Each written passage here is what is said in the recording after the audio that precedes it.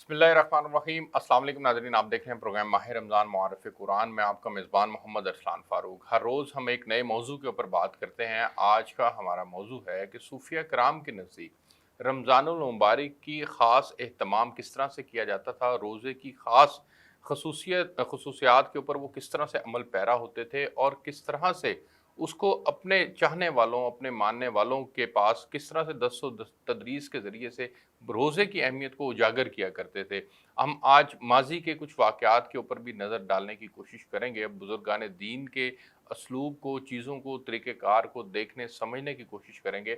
और आज के दौर के अंदर जो इस लाइन के फ़ॉलोवर हैं, वो अपने बुज़ुर्गों की बात को कितनी अहमियत जो है वो दे रहे हैं और इसके अंदर कितना ज़रूरी है हर फ़र्द के लिए कि वो सूफिया कराम के जो बताए हुए असूल हैं, ज़ाब्ते हैं, जो शरीयत मोहम्मदी के ऐन मुताबिक होते हैं, उसके ऊपर वो अमल पैरा होते हुए जो है वो रमज़ानुल मुबारक को किस तरह से गुज़ारें। क्योंकि उसमें ख़ास तौर पर ज़िक्र अज़कार का भी एहतमाम किया जाता है, रातों को शब बेदारी का भी एहतमाम किया जाता है और दीगर मामलात भी हैं। इन तमाम मामलात के ऊपर आज के प्रोग्राम के अंदर हम बात करेंगे। मैं बहुत मशकूर हूँ मुफ्ती सैयद आशिक हुसैन साहब का, चेयरमैन कुल मसालिक उलमा मशाइख बोर्ड हैं। सर बहुत शुक्रिया प्रोग्राम के अंदर शिरकत करने के लिए।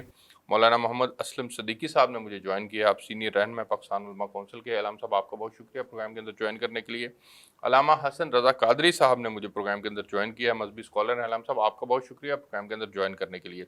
मैं सर सबसे पहले, ए ईमान वालों, तुम पर रोज़े रखना फ़र्ज़ किया गया है जिस तरह तुमसे पहले लोगों पर फ़र्ज़ किए गए थे, ताकि तुम तकवा इख्तियार करो। अब ये अल्लाह रब्बुल इज़्ज़त वाज़ेह तौर पर कुरान पाक के अंदर फरमाते हैं। हुज़ूर नबी करीम सल्लल्लाहु अलैहि वसल्लम ने उसके ऊपर ना सिर्फ अमल किया बल्कि अपने सहाबा को, अहले बैत को और तमाम उम्मत को जो है वो हदायत भी की और तरीक़ाकार भी बतलाया। उसमें पर्टिकुलरली आज के दौर के अंदर सूफिया कराम ने, माज़ी में भी और आज के दौर में भी, सूफिया कराम की एक बहुत बड़ी फ़ैन फॉलोइंग होती है। आप क्या समझते हैं आज के हमारे जो दौर में जो फ़ैन फॉलोइंग है वो अपने सूफिया कराम की बात को उसी तरह से लेके आगे बढ़ रही है? बहुत शुक्रिया अरसलान फ़ारूक साहब। हस्ब मामूल दुआ रब्बे ज़ुल जलाल सच टीवी की स्क्रीन को देखने वालों को और सच टीवी की स्क्रीन पर दीनी रहनुमाई का एहतमाम करने वाले तमाम स्टाफ और ऑनर समेत आप सबको अल्लाह इसका अजर अज़ीम और अजर कसीर अता फ़रमाए। नाज़रीन, पहली बात तो ये है कि अरसलान फ़ारूक साहब ने आज जो बड़ा हसास क्वेश्चन उठाया है और मेरे दामन में मुल्क पाकिस्तान के मुमताज़ आलिम दीन मौलाना मोहम्मद असलम सिद्दीकी साहब भी तशरीफ़ फरमाए हैं, अल्लामा हसन रज़ा कादरी साहब भी। दर्जा बंदी खुदा ने ख़ुद कुरान में अरसलान साहब बयान फरमाई है। नाज़रीन, तीसरे पारे की पहली आयत, अगरचे इसमें दर्जा बंदी अम्बिया अलैहिस्सलाम के मुताल्लिक़ है, मगर ये मशीयत एज़दी का इज़हार हो रहा है। तिलकर रसुल फ़द्दलना बाद अला बाद। अल्लाह पाक फरमाते हैं हमने बाद को बाद पर फजीलत दी। फिर आगे लफ्ज़ आता है दराजात, हमने उनमें से बाद के बाद पर दर्जे बुलंद किए। अब अम्बिया अलैहिस्सलाम की जो ज़ात हैं वो हर दौर में अपनी उम्मत के लिए एक आइडियल किरदार है। अब जब हम उस आइडियल किरदार को लेते हैं तो फिर उनकी जो फॉलोइंग है, जिस तरह आपने एक सवाल किया, वो दो हिस्सों में तकसीम हो जाती है। एक फॉलोइंग वो है जिन्होंने नबी अलैहिस्सलाम का कलमा पढ़ा और अपने दुनियावी मशागल में भी मसरूफ़ हो गए। एक फॉलोइंग वो है जिन्होंने दुनियावी मशागल को तरजीह नहीं दी बल्कि उन्होंने अम्बिया अलैहिस्सलाम की इत्तबा में वो कमाल मकाम और मर्तबा हासिल किया जिसको ये आयत अल्लाह बता रही है मुत्तकीन। वो मुत्तकियों में शामिल हो गए। जो मुत्तकियों में शामिल हुए वो रब्बे ज़ुल जलाल के उन महबूब बंदों में आ जाते हैं जिनके लिए कुरान कहता है अला इन्ना औलिया अल्लाह ला खौफुन अलैहिम वला हुम यहज़नून। अब नाज़रीन, ये तो मैंने इब्तिदान तमहीदन आपको कुरान से बताया कि दर्जा बंदी रब्बे ज़ुल जलाल ने अपने पाक कलाम में भी बयान फरमाई है। अब जब इस दर्जा बंदी की सूरत में हम आते हैं तो फिर एक रोज़ा खवास का है, एक रोज़ा आम का है। खवास के रोज़े के भी अहकाम वही हैं जो आम रोज़ादार के लिए अहकाम है, मगर जो आम रोज़ादार है वो जैसा मैंने एक जुमला कहा कि वो मशागिल दुनिया और मसरूफ़ात दुनिया में शायद कमा हक़ उन पर पूरा ना उतर पाता हो, मगर जो सूफिया हैं, जो खवास हैं, वो अपने लफ्ज़ों पर भी पहरा लगा लेते हैं کہ کوئی جملہ ایسا ہمارے منہ سے نہ نکلے. اس میں تھوڑی سی کنفیوژن ہو گئی کہ روزہ خاص اور عام سے مراد کیا ہے؟ روزہ تو روزہ ہے نا، اس کا اہتمام جو ہے وہ خاص اور عام. میں نے پہلے جملہ یہ کہا کہ احکام دونوں کے لیے برابر ہیں، احکام دونوں کے لیے یکساں ہیں، مگر اب دونوں کیا کما حق اس پہ پورا اتر رہے ہیں. جو نہیں اتر رہے مگر روزہ دار ہیں، ہم انہیں روزہ داروں کی فہرست سے ناظرین اور قبلہ السلام فاروق صاحب نکالیں گے نہیں، مگر وہ جو کما حق روزے کے تمام احکام کو پورا کر رہے ہیں وہ اللہ تبارک و تعالیٰ کے ان محبوبوں میں شامل ہو جاتے ہیں جن کا قرآن پاک میں جا بجا کئی ایک مقام پر اللہ نے ان کے آثار، ان کی نشانیاں، ان کی پہچان، جیسے آتا ہے من آثر سجود، کہ ان کی پہچان یہ ہے کہ ان کے ماتھوں کے جو نشان ہیں سجدے کے وہ ان کی شناخت دے رہے ہیں. کہیں کہا والذین یؤثرون علی انفسہم ولو کان بہم خصاصہ، یہ رب تعالیٰ ان کی صفتوں کو خود بیان کر کے ان کے ساتھ اپنے پیار اور محبت کا اظہار کر رہے ہیں. خواص کا روزہ ناظرین یہ ہے، وہ اپنی زبان کا روزہ، وہ اپنی آنکھ کا روزہ، وہ اپنے کان کا روزہ، وہ اپنے سماعت کا روزہ بھی رکھتے ہیں کہ کوئی ایسی بات نہ ہمارے کان سن پائیں جو اللہ اور اس کے رسول کی مرضی و منشا کے خلاف. مولانا صاحب میں آپ سے یہ جاننا چاہوں گا، جس طرح سے مفتی صاحب نے بھی عرض کی، روزے کے احکامات تو ظاہر ہے سب کے لیے ایک ہیں اور نبی پاک صلی اللہ علیہ وسلم نے اس کا عملی مظاہرہ بھی کر کے دکھلایا، لیکن بزرگان دین کے متعلق یہ آتا ہے کہ وہ رمضان کی آمد سے پہلے ہی رمضان کی تیاری شروع کر دیا کرتے تھے اور باقاعدہ دعا یہ کیا کرتے تھے کہ اللہ ہمیں رمضان تک پہنچا دے. حضور نبی کریم صلی اللہ علیہ وسلم کی زندگی سے بھی ہمیں یہ واقعات ملتے ہیں کہ شعبان پورا ہی رمضان کے لیے گزر جایا کرتا تھا اور روزوں کا اہتمام ہوتا تھا. تو میں اس سے اس کی اہمیت کا اندازہ ہوتا ہے. میں چاہوں گا کہ آپ اس کے بات کے اوپر روشنی ڈالیں کہ جو ہمارے صوفیہ کرام نے خصوصی طور پر جو نبی پاک صلی اللہ علیہ وسلم کی زندگی سے ماخوذ کیا اور پھر روزے کی اہمیت کو بیان کیا، کس طرح سے بیان کیا، اس کے اوپر روشنی ڈالیے. بسم اللہ الرحمن الرحیم. سب سے پہلے ارسلان فاروق صاحب میں آپ کا شکریہ ادا کرتا ہوں کہ آپ نے بڑے اہم موضوع پر گفتگو کرنے کا موقع عنایت فرمایا. اللہ آپ کو جزائے خیر عطا فرمائے. مفتی صاحب بہترین انداز میں آپ حضرات سے گفتگو کر رہے تھے.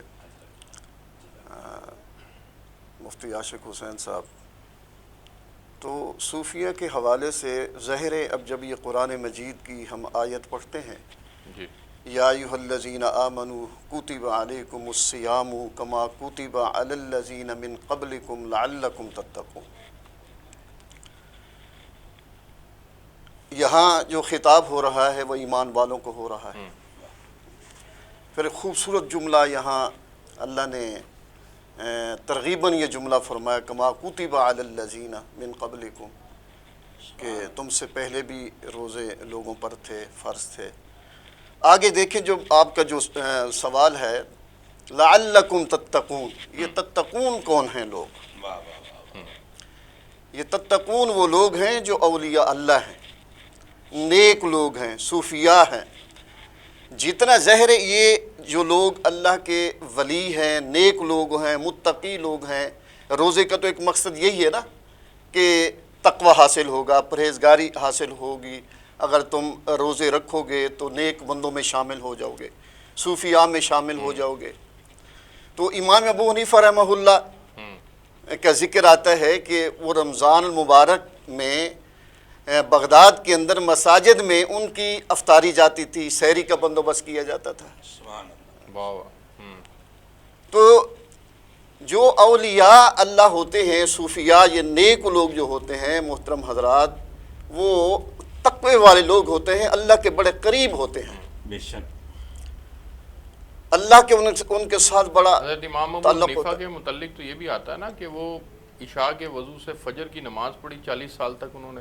جی بڑی ان کی ائمہ میں سے امام اعظم ہیں اور بڑا ان کا تقوی ہے اور کمال درجے کا تقوی ہے. یعنی آپ ایون یہ دیکھیں تجارت کے حوالے سے ایک غلام کو گٹھڑی دے کے منڈی میں بھیجا تو اس میں غلام کو بتایا کہ اس میں اس تھان کے اندر نقص ہے، یہ ضرور بتانا. اب وہاں جب وہ گیا تو وہ دام اچھا لگا اور اس نے وہ گٹھڑی بیچ دی. بڑا خوش ہو کے امام صاحب کے پاس آیا کہ بڑا اچھا دام لگا. تو وہ پیسے جب دینے لگا تو پوچھا کہ وہ جو میں نقص بتایا تھا وہ آپ نے بتایا ہے اس خریدار کو؟ تو اس تاجر کو کہا کہ حضرت وہ بھول گیا. کہا کہ یہ کیا کیا تم نے، جاؤ جلدی اس کو بلا کے لاؤ. تو اس کو بلایا، وہ پیسے بھی قیمت بھی واپس کی، معذرت بھی کی. سبحان اللہ، لیکن تقوی کا یہ عالم تھا. کیا تو کردار اس لیے مفتی صاحب جو فرما رہے تھے کہ الا ان اولیاء اللہ لا خوف علیہم ولا هم یحزنون. لا خوف کیوں ہے؟ اسی وجہ سے ہے کہ اللہ سے قرب حاصل ہے، اللہ سے تعلق ہے. جب کسی بڑے سے تعلق ہو جاتا ہے پھر خوف ختم ہو جاتا ہے. واہ واہ، بالکل ٹھیک. تو اس لیے روزے کی جو محترم حضرات بڑی اہمیت ہے. اس لیے دیکھیں توکل سید گزرے ہیں، جی بڑے بزرگ گزرے ہیں، صوفیہ گزرے ہیں ہندوستان کے اندر، جی. بڑے صغیر کے اندر. وہ سارا دن ان کا دسترخوان چلتا رہتا ہے. جی لوگ آتے ہیں، کھانا کھاتے ہیں، جی رمضان میں روزہ افطار کرتے ہیں. تو یہ لوگ جب روزہ رکھتے ہیں اس لیے ان لوگوں کا کمال درجے کا روزہ ہوتا ہے کہ ان کے اندر تقویٰ ہوتا ہے. وہ جو چیزیں روزے کی سنت ہیں، نوافل ہیں، ان کو وہ پورا اترتے ہیں. بالکل ٹھیک ہے. میں آگے بڑھنا چاہوں گا اور علامہ حسن رضا قادری صاحب کے پاس جانا چاہوں گا. علامہ صاحب، آپ بھی بزرگان دین کے واقعات سے جو ہے وہ میں چاہوں گا کہ روشنی ڈالیں کہ کس طرح سے ہمارے بزرگان جو تھے وہ رمضان المبارک کا اہتمام کیا کرتے تھے. بسم اللہ الرحمن الرحیم. بڑے ہی خوبصورت عنوان پر گفتگو جاری ہے. یقیناً یہ قابل تحسین عمل ہے. مجھ سے پہلے ہمارے جو بزرگ حضرات تشریف فرما ہیں، بڑی خوبصورت گفتگو آپ نے سنی، بڑے صوفیاء کے معاملات اور قرآن مجید کی آیات سے بہت کچھ واضح کیا. جیسا کہ پہلے آپ نے ایک بات کہی کہ نبی علیہ الصلوۃ والسلام شعبان المعظم میں ہی اس بارے میں تعلیمات ارشاد فرماتے تھے. تو حدیث پاک بڑی واضح ہے کہ جب رجب کا چاند نظر آتا تو نبی علیہ الصلوۃ والسلام دعا فرماتے اللہم بارک لنا فی رجب و شعبان وبلغنا فی رمضان.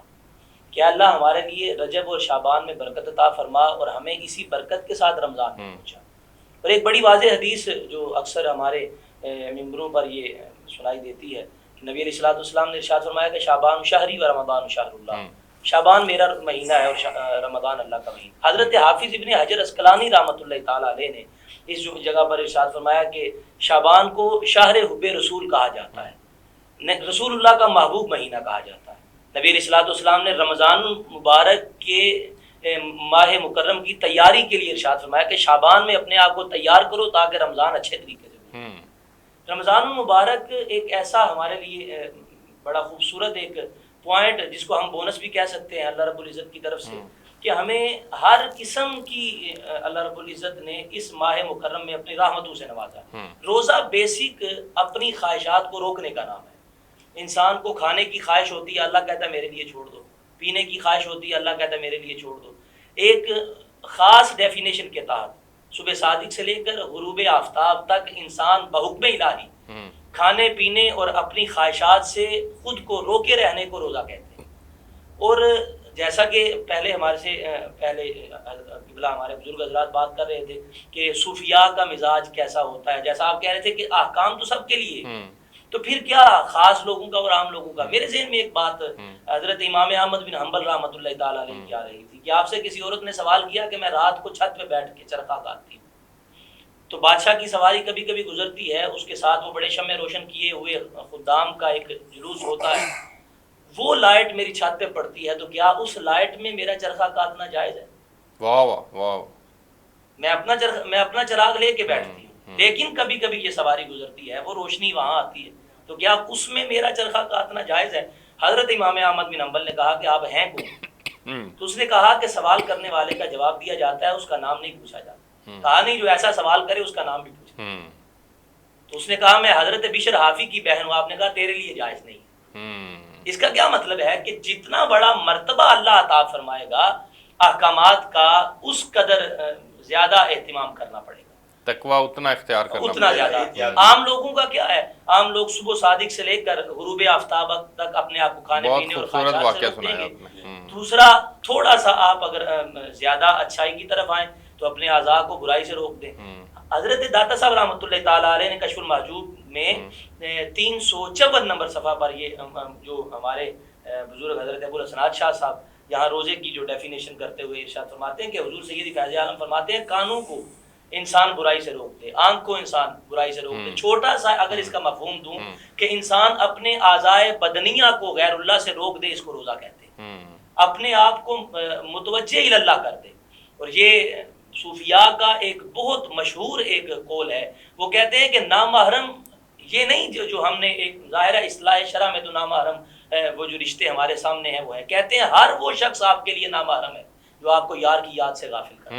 بہت خوبصورت۔ مجھے ایک بریک پہ جانا ہے، میں بریک سے واپس آتا ہوں تو پھر مفتی صاحب سے جو ہے وہ اسی نقطے کو ہم آگے بڑھائیں گے۔ ایک بریک لیتے ہیں جی۔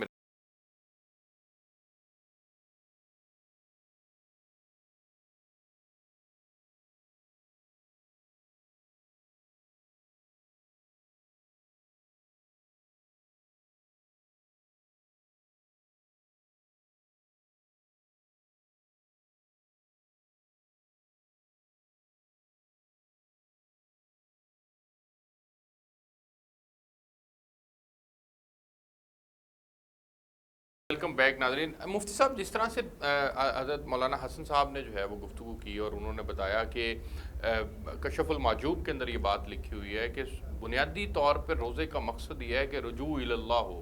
اب میرا سوال آپ سے یہ ہے کہ جب ہم کلمہ پڑھ لیتے ہیں اور ہم نے کلمے کے اندر یہ اس بات کی تصدیق کی، گارنٹی دی کہ اللہ تیرے حکم مانیں گے، تیرے نبی کے طریقے کے مطابق زندگی گزاریں گے، تو مجموعی طور پر تو ہم سب پر کلمے کے مطابق زندگی گزارنا لازم ہے۔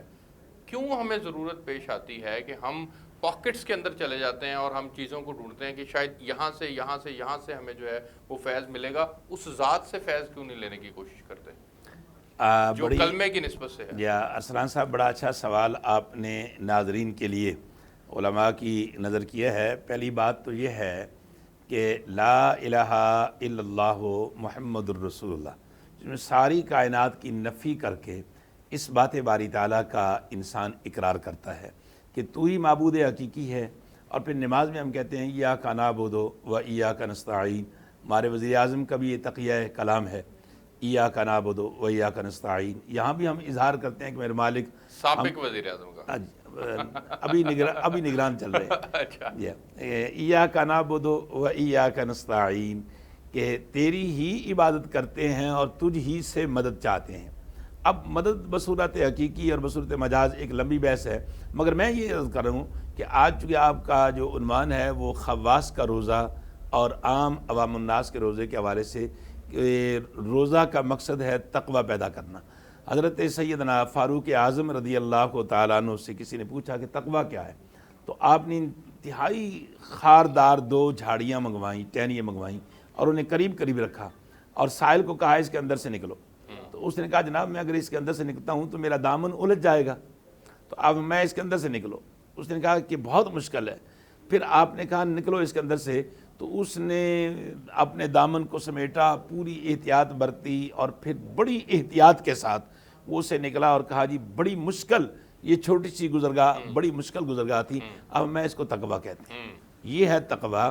جیسے مولانا حسن رضا صاحب اور حضرت علامہ مولانا محمد اسلم صدیقی صاحب اولیاء اللہ کے واقعات بیان کر رہے تھے، تو اولیاء اللہ کا بھی جو طرز زندگی ہے نا جی، جہاں اللہ کی رضا مقصود ہوتی ہے۔ میں مفتی صاحب یہی ایک سوال آپ سے جاننا چاہتا ہوں، جو میں نے آیت بھی پڑھی تھی، کا ترجمہ بھی پڑھا تھا، اور بات کا آغاز بھی میں نے وہیں سے کیا تھا کہ اے ایمان والو، تم پر روزے رکھنا فرض کیا گیا جس طرح تم سے پہلے لوگوں پر فرض کیے گئے تھے تاکہ تم تقویٰ اختیار کرو۔ ہمیں تقوی کا پابند بنانے کے لیے رمضان المبارک ہمارے درمیان ہے اور روزہ رکھنے کی بات کی گئی، قرآن میں واضح احکامات ہیں۔ اب سوال یہ ہے کہ تقوی اختیار کرنا یہ خاص کے لیے ہے یا عام کے لیے بھی ہے؟ نہیں، میں عرض کروں گا تقوی تو مومن کی زینت ہے، تقوی تو ایمان کی کا سرمایہ ہے، ایمان کی پہچان ہے۔ مگر اب انسانی کیٹیگریز جو ہیں نا وہ مختلف ہیں، جیسا کہ میں نے قرآن پاک کی ابتداءً آیات بھی تلاوت کی کہ اللہ نے 3 پارے کی ابتدا میں فرمایا، فضیلت والے بھی بیان کیے اور پھر درجہ بندیاں بھی بیان کیں۔ پھر اللہ نے قرآن میں خود ایک سوال رکھا علامہ صاحب کہ حل یستوی الذین یعلمون والذین لا یعلمون، کیا یہ دونوں برابر ہو سکتے ہیں؟ اب اس سے خود اللہ قرآن میں فرما رہے ہیں کہ جاہل اور عالم یہ برابر نہیں ہو سکتے، اور صاحب تقوی اور تقوی میں کمزور یہ دونوں برابر نہیں ہو سکتے۔ مگر روزے کا مقصد یہی ہے کہ ہمیں صاحب کردار بنانا۔ اور کردار کیا ہے؟ کردار یہ ہے کہ جو مولانا حسن رضا صاحب نے بڑا خوبصورت جملہ کہا کہ جو رجوع الی اللہ ہے وہ صاحب کردار ہے، اور جس کی توجہ اللہ سے ہٹ گئی اور غیر اللہ کی جانب چلی گئی تو وہ اس تقوی کے منصب پر قائم نہ رہا۔ اب روزہ اس کو ہر پل اللہ کی جانب متوجہ کرتا ہے، تنہائی میں بھی اور شعنائی میں بھی اور روشنائی میں بھی اور تاریکی میں بھی، کہ اب اسے اور یہ ہر کسی کو کرتا ہے، اور ہر کسی کو کرتا بالکل ہے، ایسے ہی ہے۔ اسے احتیاج ہے پانی پینے کی، اکیلا ہے، موجود ہے مگر نہیں پیتا، اس لیے کہ روزہ اس کے کردار کو سنوار رہا ہے کہ مجھے خدا دیکھ رہا ہے۔ مفتی صاحب مجھے آگے بڑھنا چاہوں گا اور مولانا محمد اسلم صدیقی صاحب کے پاس جانا چاہوں گا۔ حضرت جس طرح سے حضرت مفتی صاحب نے بھی عرض کی اور انہوں نے بھی ہمیں بتلایا کہ اکابرین جو ہیں وہ تقوی کا اہتمام جو ہے وہ خود بھی کیا کرتے تھے اور آگے بھی کوشش ہوتی تھی کہ تقوی کا اہتمام ہو۔ اب تقوی جو ہے وہ جس طرح سے مولانا حسن صاحب نے ایک واقعہ سنایا ایک عورت کا کہ اس نے اتنا اہتمام کرتی تھی کہ پاس گزرتے لشکر کی روشنی جو ہے وہ استعمال کرتے ہوئے پوچھا جا رہا ہے کہ یہ کرنی چاہیے کہ نہیں کرنی چاہیے۔ جو آج کے ہمارے عمومی حالات ہیں ان کے اندر ہم کہاں کھڑے ہیں اور تقوی کا اہتمام کیسے کیا جا سکتا ہے اور اس میں علماء کرام اور صوفیہ کیا کردار ادا کر سکتے ہیں؟ تو میں یہ کہوں گا کہ سورہ بقرہ میں آپ شروع میں پڑھتے ہیں الف لام میم ذالک الکتاب لا ریب فیہ، آگے پڑھتے ہیں ھدی للمتقین۔ واہ واہ واہ واہ، سبحان اللہ۔ آگے یہاں اللہ نے خود ہی بیان کر دیا کہ متقین کون لوگ ہیں، الذین یؤمنون بالغیب ویقیمون الصلاۃ ومما رزقناہم ینفقون۔ سبحان اللہ، سبحان اللہ۔ ایمان لاتے ہیں بالغیب پر، اس کے بعد وہ نماز پڑھتے ہیں، جو اللہ نے رزق دیے اس میں سے وہ خرچ کرتے ہیں۔ یہ ہے تقوی۔ واہ واہ واہ واہ۔ تقوی جو ہے اصل میں محترم حضرات بات یہ ہے ارسلان صاحب کہ اللہ کا خوف پیدا ہو جائے۔ یہ صوفیاء جو تھے یہ ان کے دلوں کے اندر اللہ کا خوف تھا، انہوں نے اللہ کو راضی کیا، تقوی اختیار کیا، اللہ نے اپنی مخلوقات کو حکم دیا کہ ان لوگوں کے ساتھ محبت کرو، میں بھی محبت کرتا ہوں سبحان اللہ۔ تقوی کی وجہ سے۔ اس لیے یہ جو لوگ ہوتے ہیں، بعض لوگوں کے ذہن میں آتا ہے یہ تو سارے دن مساجد میں رہتے ہیں، خانقاہوں پر رہتے ہیں، تو یہ کھاتے کہاں سے ہیں؟ اس کا جواب میں نہیں دوں گا۔ قرآن مجید میں اللہ نے یہاں فرمایا وَمَن يَتَّقِ اللَّهَ يَجْعَل لَّهُ مَخْرَجًا وَيَرْزُقْهُ مِنْ حَيْثُ لَا يَحْتَسِبُ۔ سبحان اللہ، سبحان اللہ۔ ہم ان تقوی والے لوگوں کو ایسا رزق بے حساب رزق دیتے ہیں۔ یہ کون دے رہا ہے؟ اللہ دے رہا ہے۔ واہ واہ واہ واہ۔ بختیار کاکی رحمۃ اللہ علیہ، یعنی تقوی اختیار کریں گے تو اللہ بے حساب رزق سے نوازے گا، نواز، یہ ایک انعام ہاں، ہے۔ اور وہاں سے لے گا جہاں سے گمان بھی نہیں ہے وہاں انسان سے کو۔ ملے گا یہاں سے گمان بھی نہیں ہوتا۔ اب تقوی کہاں سے ملے گا؟ وَمَا كَانَ لِمُؤْمِنٍ وَلَا مُؤْمِنَةٍ إِذَا قَضَى اللَّهُ وَرَسُولُهُ أَمْرًا أَن يَكُونَ لَهُمُ الْخِيَرَةُ مِنْ أَمْرِهِمْ۔ واہ واہ واہ واہ، سبحان اللہ۔ یہاں مومن مرد مومن عورت کو یہ کہہ دیا گیا ہے کہ جب اللہ کا حکم آ جائے ہمارا اختیار ختم۔ بے شک۔ جب ہم اللہ اس کے رسول کو سامنے رکھ کر زندگی گزاریں گے تو تقوی حاصل ہوگا۔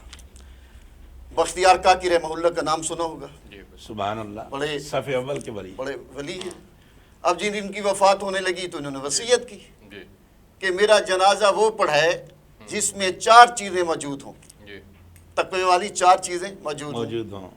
پہلی بات یہ ہے کہ اس نے کبھی عصر کی سنتیں نہ چھوڑی ہوں، کبھی اس نے تہجد نہ چھوڑی ہو، کسی غیر محرم کو نہ دیکھا ہو۔ واہ واہ، آپ اندازہ کریں، سبحان کسی اللہ۔ اس آنکھ سے، مفتی صاحب فرما رہے تھے، ذکر ہو رہا تھا جی۔ کہ اس آنکھ سے کسی غیر محرم کو نہ دیکھا ہو، واہ، اور جب بھی نماز پڑھی ہو تو تکبیر اولیٰ سے پڑھی ہو۔ سبحان اللہ۔ اب کیا اندازہ بات، کریں آپ۔ کیا تقوی۔ اب وہ جنازہ ہے، عصر کا وقت ہو گیا ہے، جو آتا ہے وصیت پہ پیچھے ہٹ جاتا ہے۔ بڑے بڑے لوگ آئے، بڑے بڑے علماء ہے، بڑے بڑے شیخ ہے جی، بڑے بڑے مشائخ ہے، بڑے بڑے حفاظ ہے، جب وہ وصیت پڑھتے ہیں واپس ہو جاتے ہیں۔ ایک شخص آتا ہے، منہ پہ رومال لپیٹا ہوا ہے اور کہتے ہیں صفے باندھو۔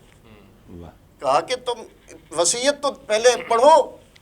اس نے کہا کہ میں پڑھ چکا ہوں۔ وصیت پہ پورا ہوتا ہاں، تو کیا بات ہے۔ ان کے چہرے سے کفن کا کپڑا ہٹایا، کہا کہ بختیار کاکی آج تو میرے راز کو فاش کر رہے ہو، فاش کر گئے۔ یہ تمہیں پتہ تھا یا میرے رب کو پتہ تھا؟ واہ واہ، کہا کہ الحمدللہ آج تک میں نے اس آنکھ سے غیر ارادے سے کسی غیر محرم کو نہیں دیکھا۔ واہ واہ۔ سبحان اللہ۔ اچھا اسلم صدیق صاحب، چونکہ آپ ظاہر سی بات ہے پاکستان علماء کونسل کے نائب صدر بھی ہیں، جنرل سیکرٹری جنرل سیکرٹری ہیں آپ، سوری سینئر رہنما ہیں آپ وہاں پہ، تو آج کے اس دور کا جو جدید تقاضے ہیں اس کے اندر ہماری جو نوجوان نسل ہے وہ صوفیہ کی طرف اس کا رجحان ہے نہیں ہے، اور ہونا چاہیے یا نہیں ہونا چاہیے، یا جدید دور کے جدید تقاضوں کے مطابق موبائل ایپس کے ذریعے سے ہی اگر مزاج کے اندر جو ہے وہ قرآن پاک کا پڑھنا اس طرح سے نسخہ لے کر پڑھنا جو ہے وہ اگر نہیں رہا تو قرآن پاک موبائل سے دیکھ کے آج کی نوجوان نسل پڑھ رہی ہے. تربیت کا جو معاملہ ہے اس میں جو آج کے دور میں صوفیہ کا جو کردار ہے، آپ کے خیال میں یہ اسی طرح سے زندہ ہے یا نہیں؟ یہ بڑا افسوس لگتا ہے کہ آج ہمارا خانقاہی نظام، یہ صوفیہ کا نظام جو ہے وہ اس کا بڑا فقدان ہے. یقین کریں، جب آج ہمیں بتایا ہی نہیں جاتا اپنے صوفیاء کے حوالے سے، اپنے بزرگوں کے حوالے سے کہ انہوں نے کیسی زندگی گزاری ہے، یا ان صوفیاء اس موجودہ دور کے اندر اس طرح کا کردار نہیں رکھتے. ہاں یہی بات ہے نا. اچھا. جب ہم پتہ بھی، اب ہماری نوجوان نسل کو ارسلان صاحب، مفتی صاحب پتہ نہیں ہوگا، ہمارے بزرگ دین کا پتہ نہیں لگے گا کہ ہمارے جو پیچھے بزرگ گزرے ہیں انہوں نے کیسی زندگی گزاری. سچے سچے لوگ تھے، ہم مثالیں دیتے ہیں ان کی. یعنی ان کے کردار کو جب ہم بیان کرتے ہیں، آج صوفیہ کے کردار کے حوالے سے آپ نے پروگرام کیے ہے، جب ہم ان کا ذکر کرتے ہیں تو ایمان کی آبیاری ہوتی ہے.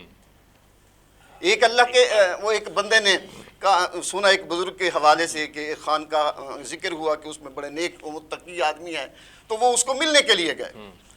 تو وہ وہاں ایک ہفتہ رہے، وہ دیکھتے رہے. ہفتے کے بعد جانے لگے بغیر بات کیے. تو حضرت نے ان کو بلایا، ادھر آؤ. تو اس نے کہا کہ میں نے سنا تھا بڑے آپ اللہ کے ولی ہیں، بڑے متقی ہیں، بڑے پرہیزگار ہیں.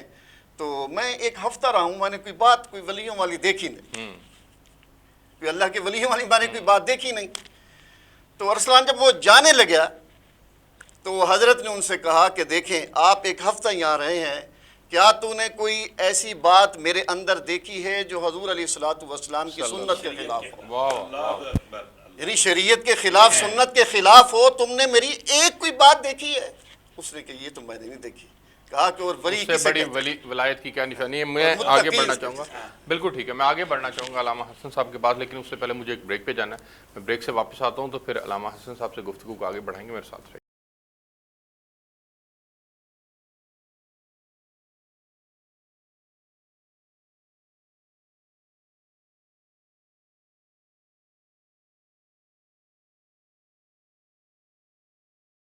جی ویلکم بیک ناظرین. آج ہم بات کر رہے ہیں کہ صوفیہ کرام کے نزدیک روزے کی کیا خاص طور پر اہمیت تھی، اس کا کس طرح سے وہ اہتمام کیا کرتے تھے. علامہ حسن صاحب میں آپ سے جاننا چاہوں گا یہی پرٹیکولر سوال جو میں نے علامہ اسلم صدیقی صاحب کے سامنے بھی رکھا تھا، کہ آج کے دور کے اندر صوفیہ کا کردار جو ہے وہ اس طرح سے اجاگر نہیں ہو پا رہا. ان کی جو ماضی کے اندر جو صوفیہ کرام تھے، ان کی جو دین کی اشاعت کے لیے خدمات تھی وہ تو بے مثال تھی، لیکن آج کے دور کے اندر آپ سمجھتے ہیں کہ اس طرح کا کردار نہیں ہے، اس وجہ سے کردار ظاہر نہیں ہو پا رہا، یا اس کی کچھ اور وجوہات ہے؟ بڑی اچھی گفتگو انہوں نے فرمائی کہ وہ شخص بڑے عرصے تک پاس رہا اور جاتے وقت کہہ گیا کہ مجھے ولایت کوئی نظر نہیں آئی. آپ نے کہا کہ کیا کوئی کام تو نے سنت کے خلاف دیا. اصل میں ایجوکیشن سسٹم ہمارا ایک ایسا چل پڑا ہے، وہ کیا بتائیں احباب کیا کار نمایاں کر گئے، بی اے کیا، نوکر ہوئے، پینشن ملی اور مر گئے. اصل میں سارے کا سارا سسٹم ہمارا یہ ایک اے ٹی ایم سسٹم ہے، بچے کو یہی بنانا، اس میں کارڈ ڈالا جائے اور پیسہ نہیں. صوفیاء بڑے بے نیاز قسم کے لوگ ہوتے ہیں. صوفیاء جس نے، جیسے کہ پہلے کہا جا رہا تھا کہ روزہ ایک تقوی کی سب سے پہلی بنیادی شرط یہ ہے کہ انسان اپنے آپ کو حرص دنیا سے پاک کر، اپنے آپ کو ہر اس چیز سے دور کر لے جو چیز دور، جیسے 1000 جام تصدق 1000 میں خانے، نگاہ یار کی لذت شراب کیا جانے. تو یہ صوفیاء کا مزاج ہوتا ہے. صوفیاء اپنے آپ کو ہر اس چیز سے دور کر. آج بھی میرا خیال ہے بڑے بڑے باکمال علماء ربانیین اس دنیا میں موجود ہیں، اور اپنا تربیت والا جو معاملہ ہے وہ بالکل ہما تنگوش ہو کے دنیا ان کو سنتی ہے اور پھر ان سے تربیت حاصل کرتی ہے. لیکن اس کے ساتھ ساتھ ہمارے لیے یہ باتیں بڑی اہم ہیں، اور اس کے لیے اس کا جاننا ہمارے لیے ضروری یہ ہے کہ تصوف اصل میں ہے کیا. تصوف ہمیں ہر چیز سے بے نیاز کرتا ہے، جیسا کہ انہوں نے کہا کہ اللہ اس طرح رزق دیتا ہے اس کو خبر بھی نہ ہو. لیکن صوفیاء کا مزاج کیا ہوتا ہے؟ صوفیاء جس طرح کوئی بندہ کسی کا غلام ہوتا ہے، کسی بادشاہ کے پاس جاتا ہے، ساری کی ساری ملکیت اس کی ہے، اب بادشاہ اس کو جتنا بھی دے دے گا وہ یہی کہے گا کہ آپ کی کرم نوازی ہے، آپ نے مجھے بے حساب دیا۔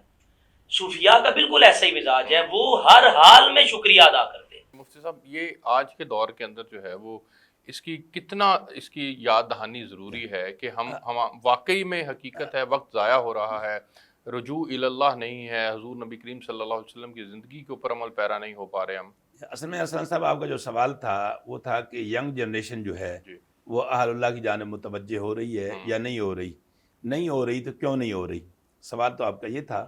تو میں اس کے جواب میں یہ عرض کروں کہ قرآن مجید فرقان حمید میں اللہ نے کہا الا بذکر اللہ جی تطمئن القلوب، جیسے حضرت علامہ استاد العلماء مولانا محمد اسلم صدیقی صاحب نے اور شہزادہ مولانا حسن رضا قادری صاحب نے بیان کیا، تو بات یہ ہے کہ انسان دو حالوں میں سے ایک حال میں ہے، یا تو اس کا دل مطمئن اور پرسکون ہے یا پریشان حال، بالکل ٹھیک۔ اور اکثریت پریشان حال قلوب کی ہے۔ اب پریشان حال قلوب کو سکون قلب کی تلاش ہے، اور سکون قلب کی تلاش میں جب وہ نکلتے ہیں تو پھر یہ اہل اللہ جو ہیں ان کے مزارات، ان کی درگاہیں، ان کی خانقاہیں جہاں باقاعدہ حلقہ ذکر کا اہتمام ہوتا ہے، اور جو حلقہ ذکر کا اہتمام ہوتا ہے وہی اہتمام اصل ان نوجوانوں کی تربیت ہوتی ہے، غیر اللہ سے ہٹا کر انہیں اللہ کی جانب لگانا۔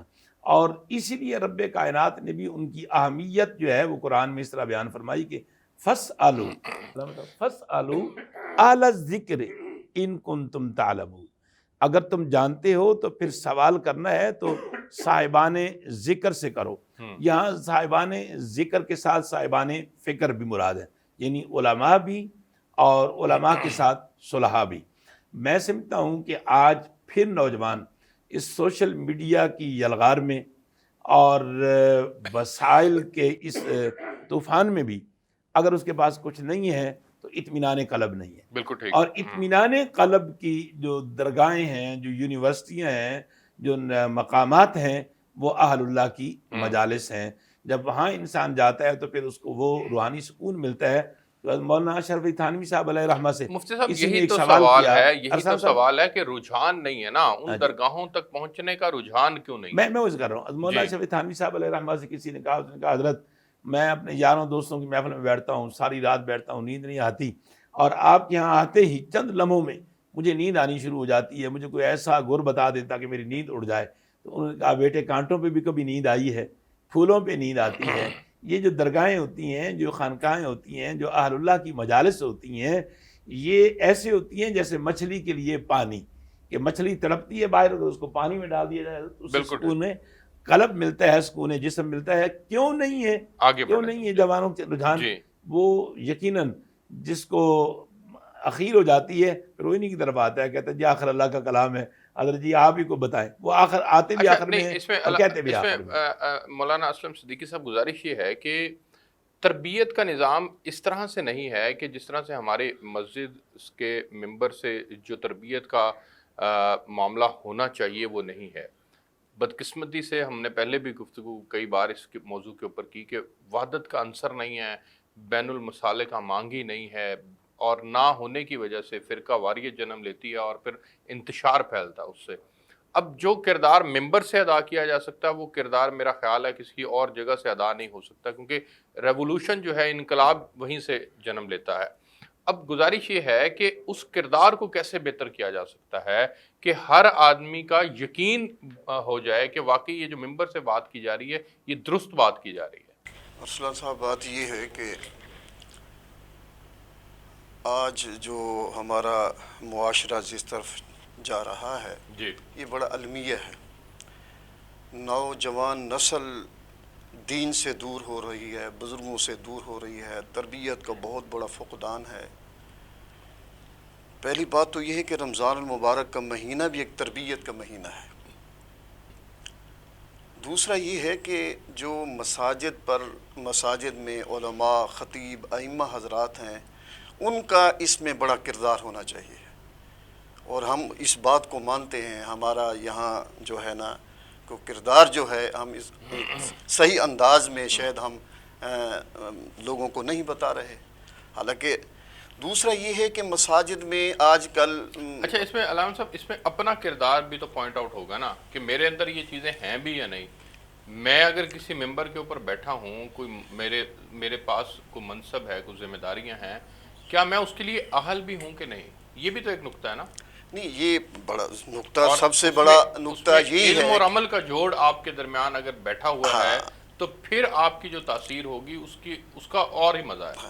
یہ جو ہمارا منصب ہے، یہ جی ممبر رسول ہے یا مصلح ہے، یہ سب سے بڑا منصب ہے. سب سے تمام جتنے منصب ہیں اس منصب پر قربان ہیں.